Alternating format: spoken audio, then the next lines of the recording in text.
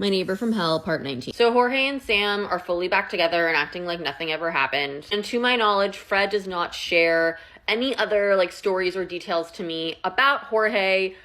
So I guess that kind of seems to stop as well. So now we're in summer of 2023. Sometime over the summer, Fred quits working for the limousine company. He's now solely living off of unemployment and I guess the money that Larry had given him. Keep in mind this is just from my perspective, but from what I saw, he seems to be sleeping all day, working maybe like 2 nights a week here and there, taking bartending shifts at the bar number 1 that he was still working at, but like only once in a while. And the dude is getting like packages sent to him all the time. Like he's getting like a bunch of shoes and there's like, you know, he got like a bomber jacket from Nike and like all this stuff. Like he's shopping, which more power to you. I mean, again, I'm not saying that I'm necessarily the most financially responsible human on the planet, but he certainly did not save any of the money that Larry lent him. And again, as far as I can tell, he is not actively looking for work at all. We even had some conversations where he was like, yeah, I mean, I don't really have to worry about anything until August because like that's when my unemployment runs out. So like I'm good until then. I don't remember like exactly what was happening, but he was somehow able to pick up like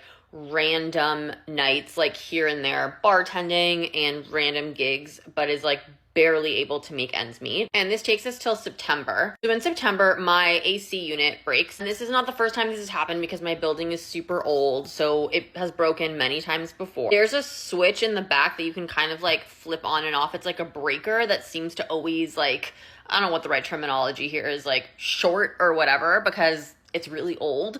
And it's just like a switch that you can like flick on and off to reset the AC. So I text my landlord and I'm like, hey, my AC broke. Is there any way you can come over to just come do the little like switchy thing and like turn it back on? I should also mention that up until this point, my landlord lived literally around the corner, like a block and a half away from us. And he owns this building. So like the little cottage in the front, the little house in the back. And he also owns the building across the street, which is like, I think it's like 4 or 6 like little like individual like duplex little cottagey units. So up until this point, to my knowledge, he lives a block and a half away. So my landlord texts me back and he's like, hey, I can't come over because I actually no longer live in the area. I moved to Ventura. For those of you who don't live in California and don't know where Ventura is, it's about 2 hours away from West Hollywood where I live. He's like, I'll have to call somebody to come fix the AC because there's no way I can come down. And I'm bitching about this to Fred and Fred is like, yeah, well, apparently he's getting divorced. So, okay, my landlord was married to a woman, let's just call her Brittany, okay?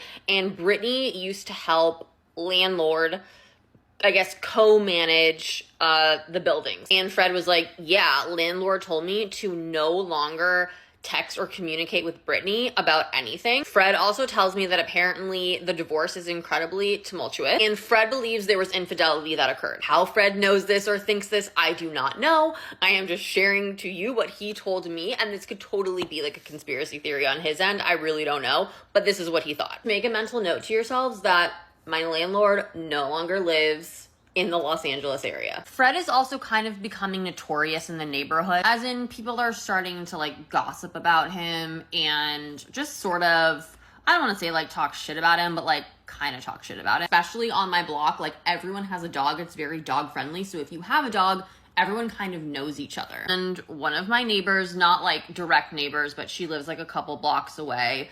Let's call her Ashley, okay? We'll refer to her as Neighbor Ashley. Neighbor Ashley becomes important a little later on, so remember that. But Neighbor Ashley is like, oh my God, this guy Fred, like every single time I run into him, he literally chats my ear off for like an hour, tells me like these crazy sob stories, is always telling me about how broke he is, how he has no money. And she's like, I couldn't tell if he was like trying to get me to lend him money. Like, I don't know, it made me feel super uncomfortable. And people literally try to avoid running into him like on the street.